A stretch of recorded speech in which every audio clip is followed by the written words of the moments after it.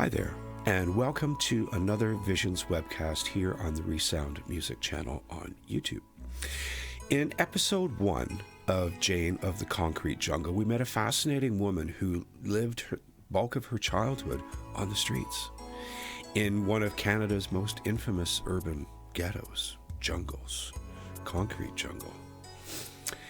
We spoke about violence, gang violence, addiction, drugs of various kinds, broken families, and what it was like going from a fairly idyllic rural childhood to being thrust into this concrete jungle, and at about 8 years old having to essentially fend for herself. In episode 2, we're going to keep things a little bit lighter, if you can get light with that subject.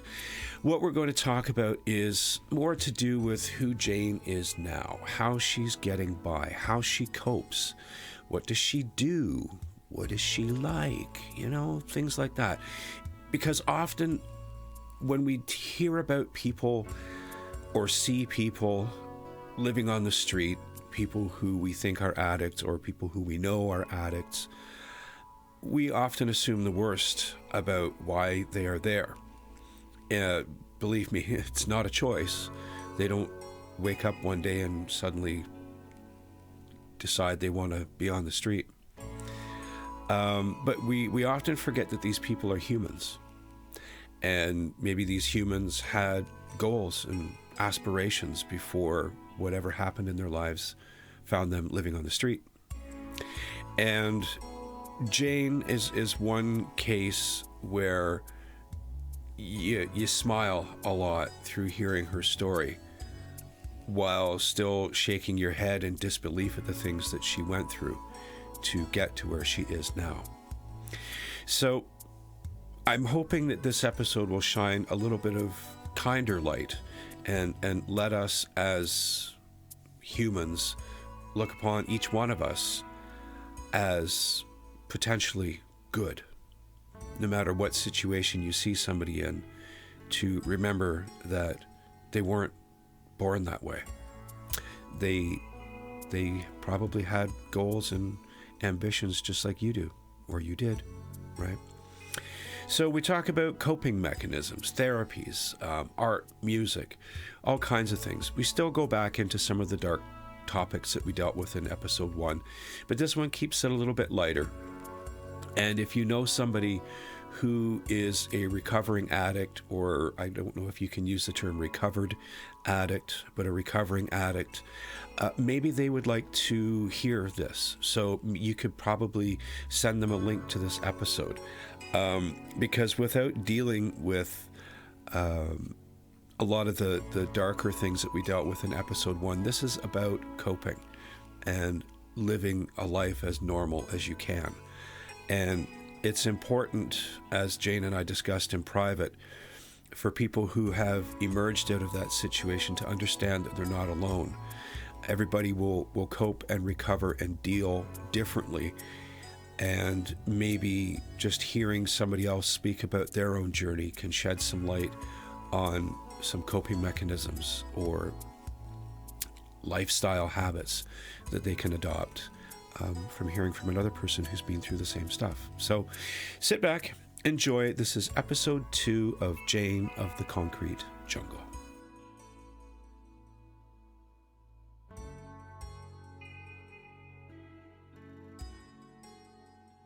I like our conversations, just talking about music. And so what you been up to?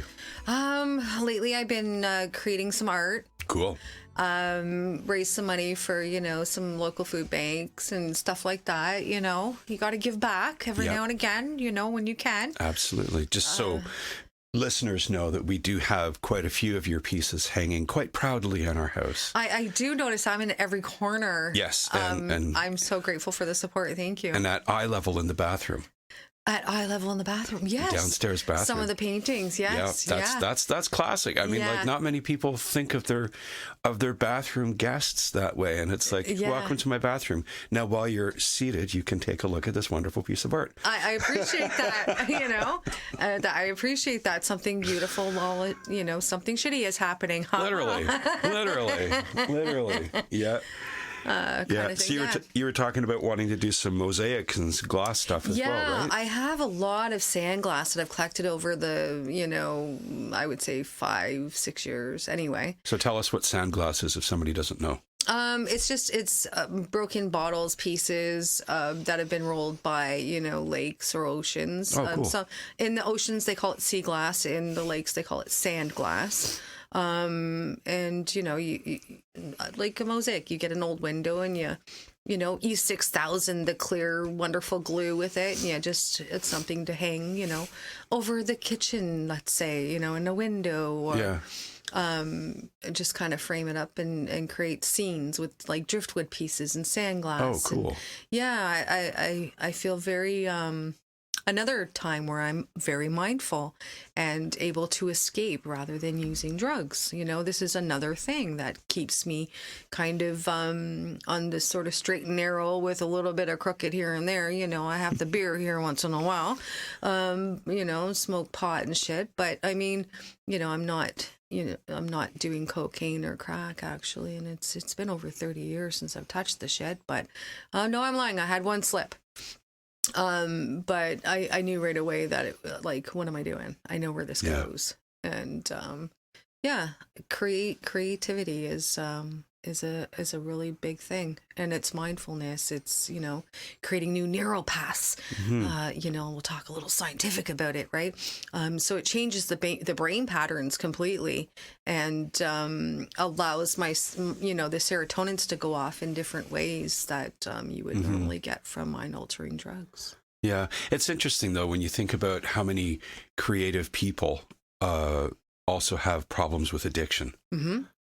And it's like, as a creative person myself and someone who has in the past drank more than I should, not that there's a certain amount you should drink, but No, yeah, I feel you. It's like you get the high of a performance, or even of just me sitting up here in my studio. If I lay down a good track for something, and there's a rush that comes along with it, and it's different than the sort of depressive kind of thing that alcohol or anything else will do to you. And I know people say that weed isn't a depressant, but for somebody like me, it is.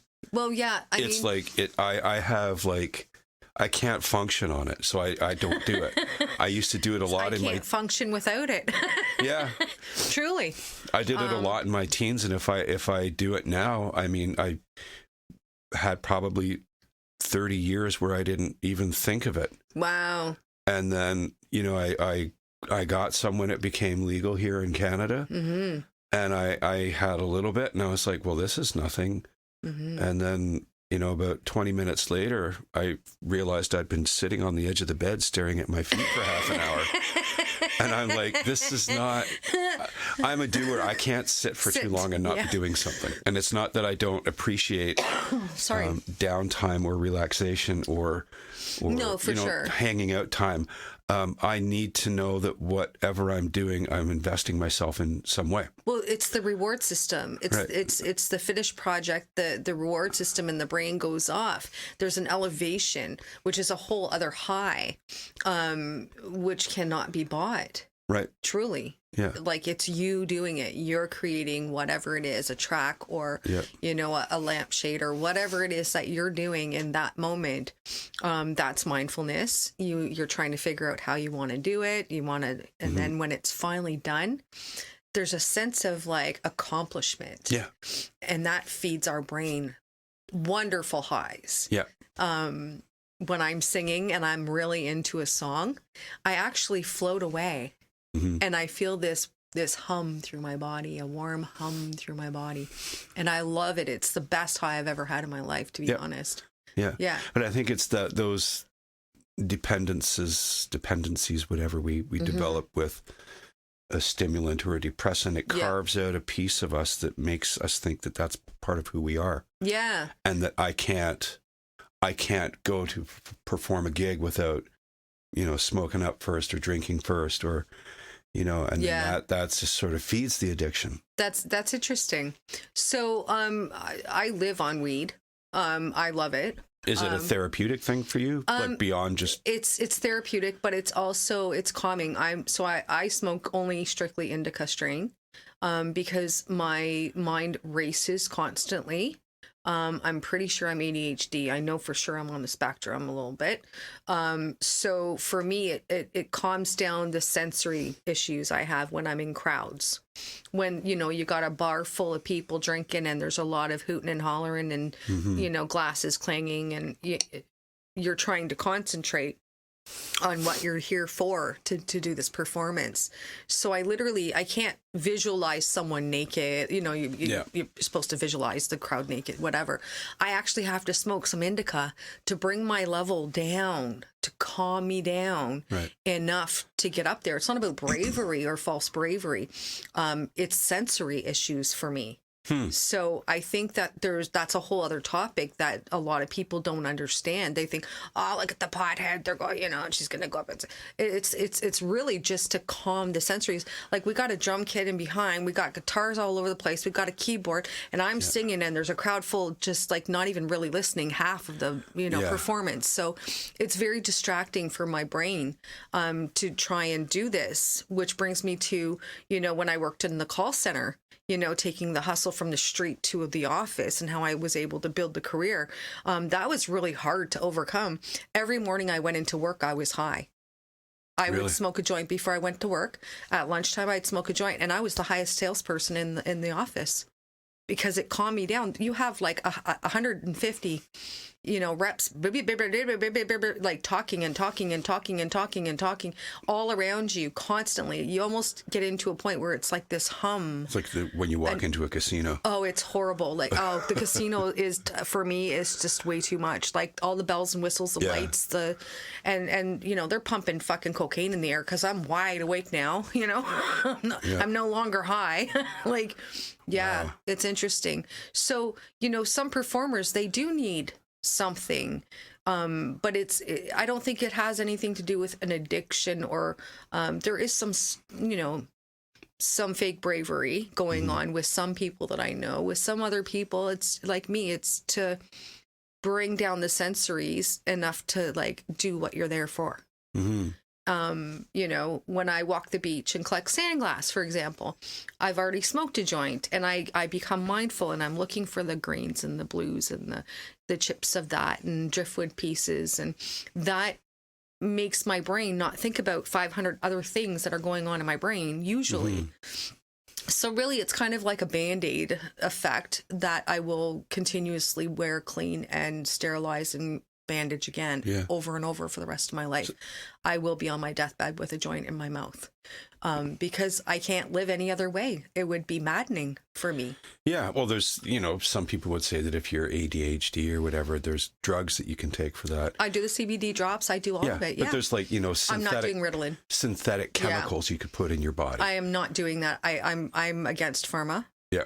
I will say that right on the table. I think they're the biggest drug dealers in the world. Absolutely they are. And, if we went back to the oxycodone, the miracle pill, look at how many people are fucked up now from it. Yep. People are dying from it. And now there's patches that are being prescribed to people, and you get the people going through garbage cans looking for the used packet, the used to smoke. And, it's a shit show out there. I hate pharma. Like, I hate them. I think we should go back to roots and like from plants and natural medicines. Yep. I see a dandelion, I pull the whole thing out and eat the whole thing as I'm walking and wiping off the dirt. I'm eating grit like dirt as well with the root. Yep. Good medicines, man. It helps in different ways. Yep. So I'm for natural more than I am for pharma. Awesome. Yeah. Awesome. Yeah. So natural, eating dandelions and painting and singing. That's me. That's you. That's me. the crazy butterfly. Nice. Yeah. So you talked about working in corporate and bringing Yep. the hustle from the street to the Yep. to the office. What did you learn on the street as a hustle that helped you in corporate? What didn't I learn on the street? What didn't you learn? Okay. Holy shit. So, I mean, it started as young as, riding a bike with a backpack on my back and making deliveries or dropping the backpack off. Me not knowing what the fuck I'm doing. I know I'm getting a $10 bill or a pair of running shoes. That's all I know. I was. So you think you were running drugs at 10 years old? I think I was. I really think, like, when I look back now, I think I was. So somebody gave you a backpack and said, "Here, kid, take this." Yeah. And this was like someone that I would like buy, a nickel back in the day when you could buy a nickel of weed, Really? Yeah, like cigarettes, whatever. This Wow. person would, yeah.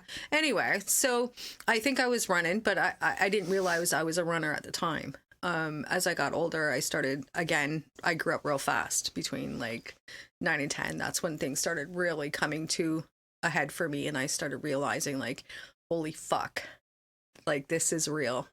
You never wanted to open the backpack just to see for sure. I was told never to open it, and I listened. Yeah. When you're a kid, you listen to adults, Typically. good, bad, ugly. You just, you're a kid and you're told to respect your elders. So Yeah. So you do. I did. Yeah. So that's where that started. Eventually, now I'm selling dimes on the corner. I'm going to Young and Dundas selling tea leaves, to people we don't know to make money and so we can buy real weed, Really? Yeah, like the hustle. The kids, they used to bring us down to the factory to sell flowers at the corner of Young and Dundas. You get the bunches in the buckets. Right.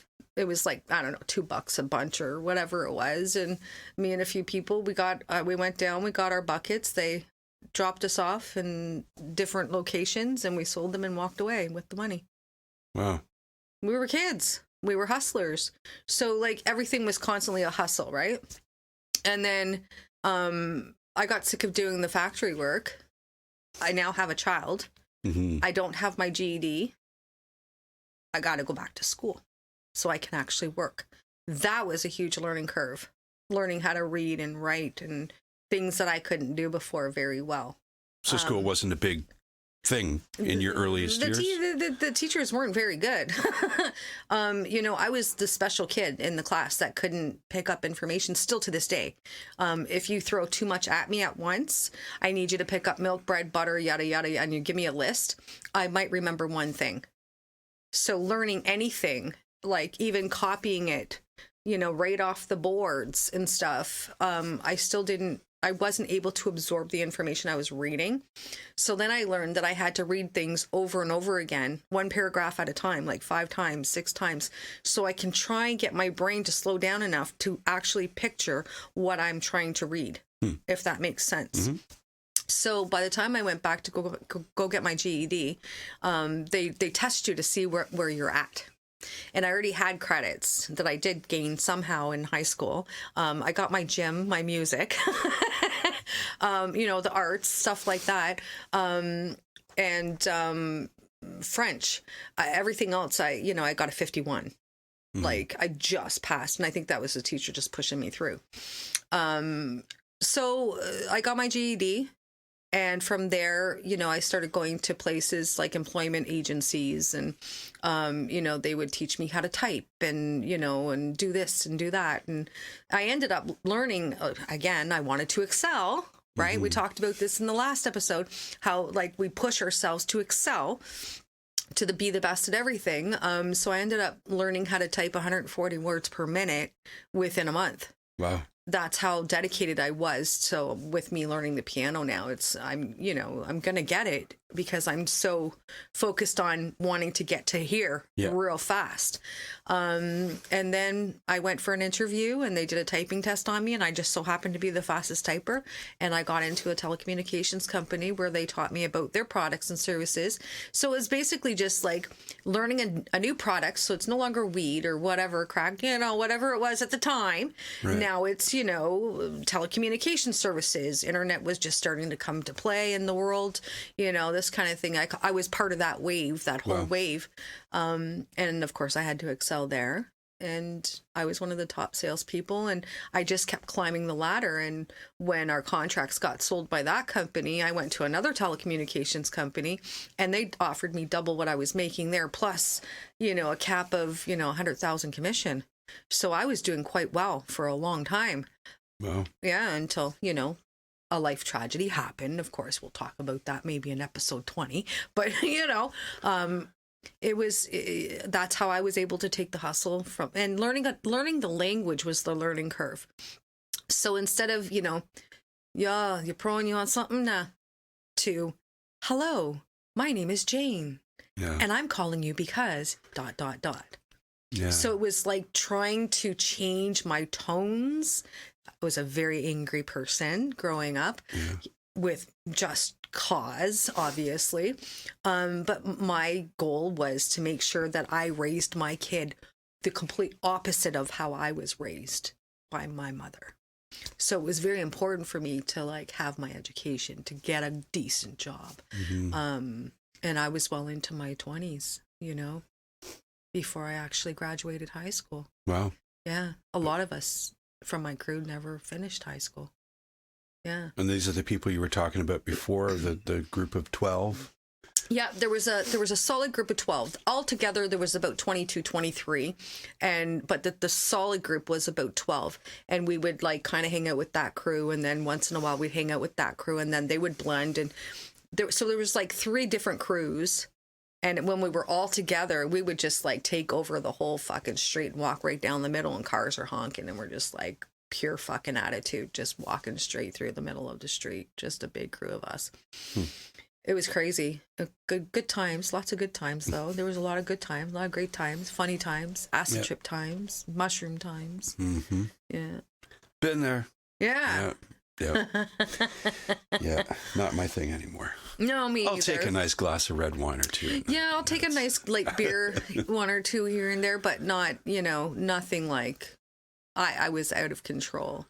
But we were all out of control. We were the misfits. We were the ones that had really horrible parents that were not able to, I don't want to say horrible, but I will.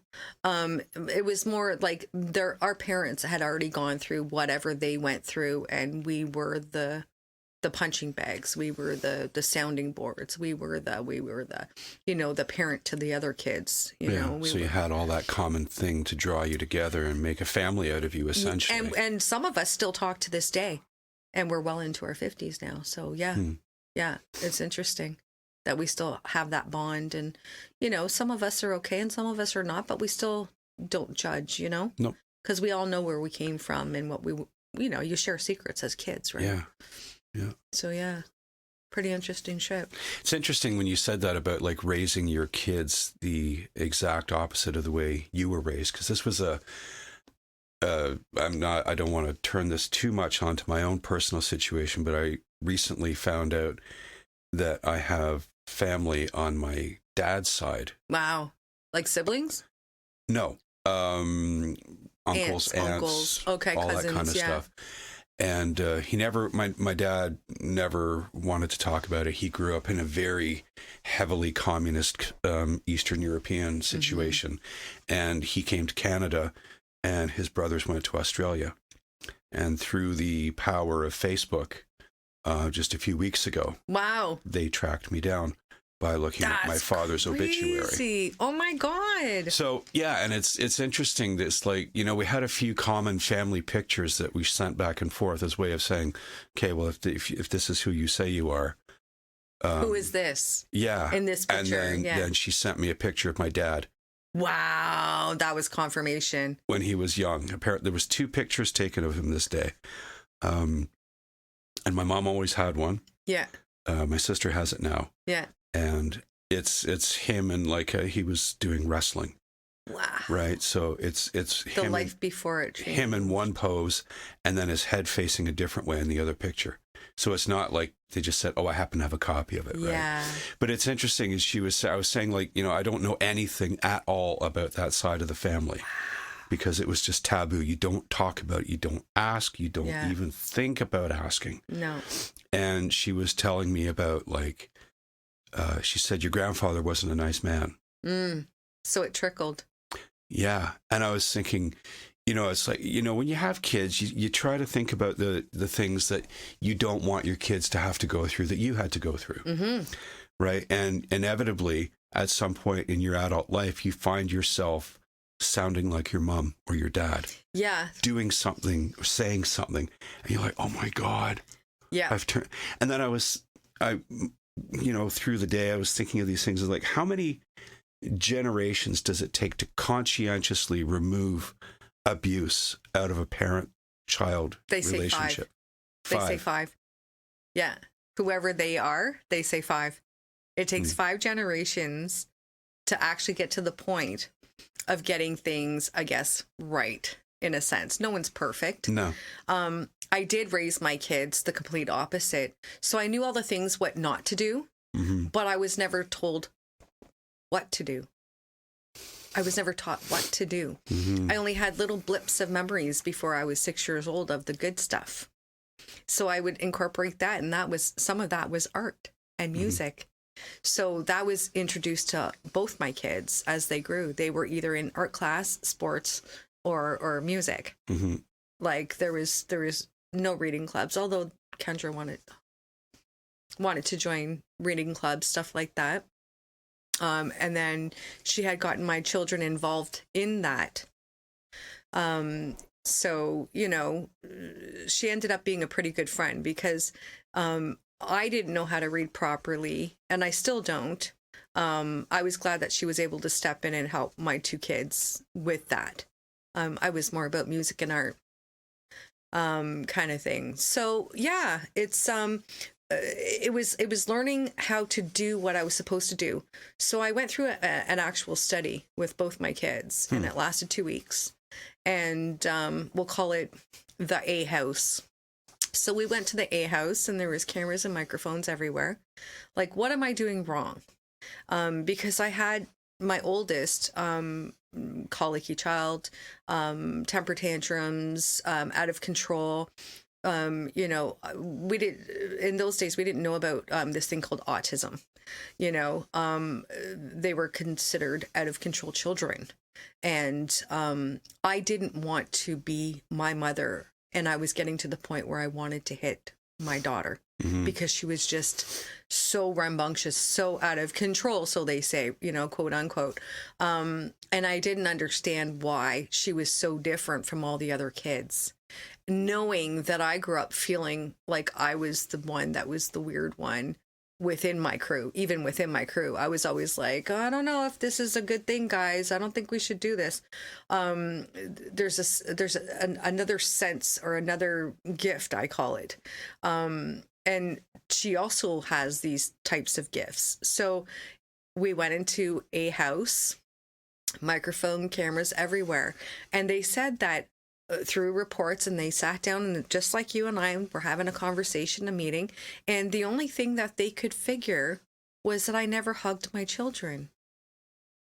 I never hugged them. I'm a high fiver. I'm a pat on the back. I'm a goof around, kick you backwards in the butt kind of, good for you, kiddo. I never hugged them. So that was part of my, what I call life fucked up. But I was never hugged. So how would I know to hug? And I'm trying to be the opposite, but it was also part of I didn't know what to do. I knew what not to do, but I didn't know what to do. So when that was brought to my attention, still to this day, I try to hug my kids, and every now and again they'll let me, but they even feel uncomfortable with a hug. So that's going to pass on for another 4 generations until someone hugs their child instead of high-fiving. And to me, high-fiving is still a gesture of like love and right on and good for you, and you know, but the actual hugging and cuddling on a couch or anything like that, that never happened. Yeah. That's the thing I find too. It's like you don't want to impose your thoughts or whatever on other people, but it's like when I have young music students, right? And the parent never calls the kid by their name. It's always buddy or pal. Yeah. And so I hate the word buddy. Yeah. Buddy is like somebody that you would pretend to be Friends with. Yeah. Yeah. And when you call your kid bud or buddy, I understand what people are doing by saying that. It's like me high-fiving, though. Right. It's like it's being their friend and not their parent. Yeah. Yeah. So in a sense, I really didn't know how to be a parent. I just knew not to be drunk around them and really high and on drugs and pop pills and bringing horrible men, or which I ended up doing anyway. But you do the best you can do with what you got, and when you're starting with nothing but horrible memories, you're starting at zero, which is a huge learning curve in my opinion. I found that once I was told the hugging part, I'm hoping that should my children have children, they actually do hug and cuddle their children. I'm hoping, because then their children will do it. And we might even beat the 5 generations at that point, I was the one that broke the chain of abuse, though. My mother came from abusive mother and father and so on and so forth, and addiction, and her father owned a pub and drank himself to death and lost the bar. Wow. Out in a pub out in England, because he drank it all the way. So it trickles through, right? And we're talking before that, there was the people that are my ancestors who lived through the Depression or the, whatever, right? So it just trickled down. Mm-hmm. Back in them days, man, you could beat your kid with a baseball bat and nobody would say boo to ya. Yeah. It's what you did to keep your kid in line. You kept them in line. And then they knew not to act up the next time. That's right. Which brings me to a whole other level of like raising your kids complete opposite. Then you had the book parents, who are very gentle and honey, and are you feeling okay? Oh my, and I understand what they're trying to do, but there has to be some kind of boundary. Yeah. Like you were mentioning in the first episode about kids and video games. Yeah, they don't think about where they're putting their fingers because they've been playing it for hours every fucking day. Mm-hmm. Right? Where's the boundaries? There's no boundaries because parents are so worried about hurting their child's feelings that they don't learn humility. They don't learn trust. They don't learn consequences for their actions. So I'm somewhere in the middle. I tried to talk with a lovely, nice, kind voice and use I statements and all the things that I, because I took a parenting class when I didn't know what to do, right? So I did what I had to do to learn some things. But the hugging, man, like I fucked up on that. Like that was a big fuck up. And I think I will never forgive myself for that. Because to this day, it's hard to get a hug out of either one of them. Yeah. Yeah. Yeah. My bringing up was the same kind of thing. I mean, I would hug my grandmother, but only probably up until the time I was like 8 or 9 when it just didn't become cool to hug your grandma anymore. Right. But there was never any like affection, outward displays of affection, verbally or physically. Yeah. That I grew up around. None. And I think about it now, and that my daughter has grandkids, and it's like I don't leave them alone when they're here. Right? I try to pick up all 3 of them at the same time. Yeah. And even my granddaughter, I was thinking of this just last night, was folding some laundry stuff, and she when she was crashing out on the couch, she wanted her favorite blanket, and I was like, she has a favorite blanket? Mm-hmm. And it's this like Navajo print blanket that we have. It's nothing special, but I thought, that actually means a lot to me. Trust, to know that she's comfort. Not here as often as I would like her to be, but there's something about coming here that is her favorite thing. Yeah. Because I never had the comfort of the trust. Yeah, I had one grandparent. I didn't know the other ones because they were in Europe. Yeah, I didn't have any. I met some cousins at one point. I'm like, but not on my dad's side. Mm-hmm. But but I was just thinking of that, folding that blanket, and then thinking back to, how many generations does it take to breed that out of us? Because it's like when you're young, you're eager to learn everything, so you're very perceptive. We're sponges, and even if you're not thinking that you're actively trying to learn something by example. You are by having it repeated in your presence all the time. Yeah. So whether it's like you are your environment. Yeah. Whether you drink too much as an adult, or because you see your parents doing it, or maybe your parents weren't affectionate with one another. Yep. Maybe they were, whatever. I mean, you just it's endless. It's an osmosis that becomes, and then it gets wired into you. Yeah. Absolutely, 100%. You are your environment. And then at some point you have to think about undoing it. Yeah. I definitely broke the link of the physical abuse, the verbal abuse.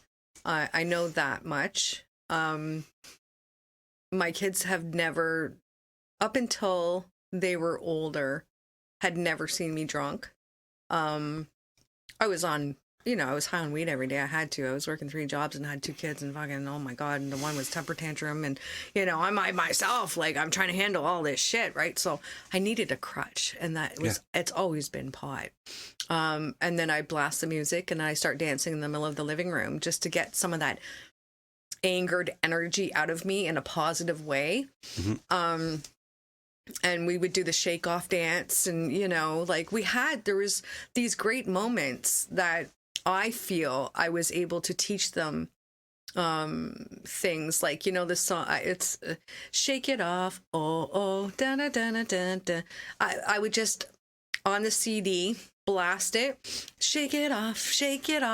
And that still carries on to this day, even with the small dog I have. When he hears that song, he does the little perk in his head, like he recognizes that song being played. That's cool. Yeah, it's really interesting. So even like animals are affected by what their environment is, which is a whole other topic. But that's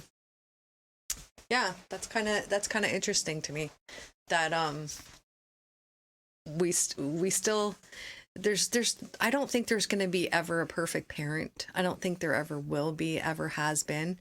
We do the best we can do, and when you have all the odds against you and you're still getting through it somehow without beating the kids, starving the kids, fucking, pimping them out, whatever, like you're, or touching them or anything. Like, even for me, it was almost like I was afraid to touch my kids. And and this is the weirdest part, but when I first had my first daughter, you clean their diaper, you wash them down. I didn't want to touch her privates. So I would dunk her in the sink and do this with the washcloth. I would wash them in the kitchen sink and then scrub out this. I would like triple my work. So I wasn't, because like she's a baby, she's, and I didn't, because of things that happened to me, it's a really twisted thing. Yeah. Through groups, I've learned that I'm not alone in that. Yeah. Yeah. Yeah. Even just to clean their private areas. Even though they have no clue what you're doing. They have no clue what you're doing. You're just cleaning their asses. But nope, I couldn't do it. Wow. Yeah. I suffered. She suffered. It was not a great time. But, she sat in the sink and she'd get the washcloth, and, I'd just kind of move it around back and forth and make sure she's all clean and double check and put the clean diaper on. And so she got bathed every time she filled a diaper. Every single time. Wow. Every single time. And I would Ajax it out and clean it and clean out the sink and every time. I was tired. Okay. Plus making bottles. Plus. And working. Factory work at that time. Really? Yeah, that was just before I decided to go back to school. They're like, oh, we can give you daycare and we can do this and we can do that. And I'm like, done. So I did it. And I'm glad I did. Yeah, that's awesome. Yeah. But even through all those trials and tribulations, man, I still, you just one foot in front of the other. I'm going to repeat that a lot, man, because, I want your listeners to know that you just got to keep going, even when life is at its worst, or you feel in those moments that it's your worst. There's sparkly moments, there's sparkly moments, and it does make it worth it. Yeah. Well, I hope anyone listening is going to have some benefit from that, because like we were saying at the beginning, it's one thing to internalize it and try and think about it, but when you start speaking it, and we're hearing somebody speak about it, it's real. Those things that you haven't had the courage to talk to anyone about. There's just certain things, especially as me as a man, like there's certain things you don't talk to your guy friends about. I get that. And then there's some times where I've just, I've dropped a truth bomb on somebody when they say, "How you doing?" Oh, you're one of those people that like to shock people just to see what the reaction is. No, well, not necessarily that. I don't like to shock people, but when they ask how you're doing, I'm going to be honest. I'm not going to make shit up. No, I learned that a long time ago. It's a very Finnish trait, apparently. Half of my genetic makeup is Finnish, and it's like you don't bullshit a Finn. We don't have time for small talk. If you're going to ask me how I'm doing, I'm going to tell you. Yeah. So it's interesting, like if you think of, what you say in English, you say, "How are you?" Right? And in French, "Comment ça va?" How's it going? Right? In Finnish, it's "Mitä kuuluu?" What do you hear? Isn't that interesting? They don't ask you anything about your mental state, your physical, none of the BS stuff that people really don't want to talk about. What do you hear? What do you hear? Huh. That's interesting. It's an interesting take on it. I'm going to find out what it is in Latvian. That's for sure. Yeah. Yeah. And German. Yeah. I heard another one the other day. It was, "Which way are you walking?" I can't remember what language it was. It was something from the African continent. Yeah. But it was, "Which way are you walking?" Huh. And then depending on which way you were walking, the people knew what you were up to during that day and could either offer help or whatever. If you were walking, say, northwest, you were going to the river to get water. So they, they just hop on. They want to know what you're doing. Wow. They don't. So down here in Canada, instead of saying, "How are you?" they say, in Newfoundland, they say, "What are you at?" What are you at? What are you at? Yeah. Yeah. Like your gas tank. Like, what are you at? Yeah. Really? I've never heard that one before. Yeah. What are you at? Yeah. In the northern eastern part of Newfoundland, they have a very specific dialect, like very, very specific, very different from the rest of the Newfoundlandese. Like they have a very Newfoundlandese. That's a new one. Yeah, I married Newfies. I can say it. They say, "What are you at?" And instead of saying the word silly or stupid, they say foolish. That's I'm foolish. So it's like they're not calling you stupid or dumb. They're just saying what you're thinking is foolish or what you're doing is foolish. Yeah. It's almost like a gentler kicking your ass kind of word. Like, I like it. I like I like their dialect. That's actually. Nice. Yeah, it's kind of cool. Nice. That's interesting. So maybe we'll come back with episode 3 and do something musical for a change. Oh, that would be fun. Bust out a little jam or something. Oh my God, that would be so much fun. So, okay. So Jane of the Jungle, episode 2 is in the books. And keep on listening, keep on sharing the links if you know that anyone that could benefit from hearing the story or would enjoy hearing the story. Yeah. And as we go on with more episodes, you'll understand a little bit more about certain things that are not often spoken about. Almost never spoken about, actually. Yeah. Yeah. I'll probably get shot for talking about it, but whatever. I'm kidding, folks. We'll hide you in the trees up here. I know, right? Nobody will find you. Nobody will find you here. Till next time, folks, be good. Thanks for having me.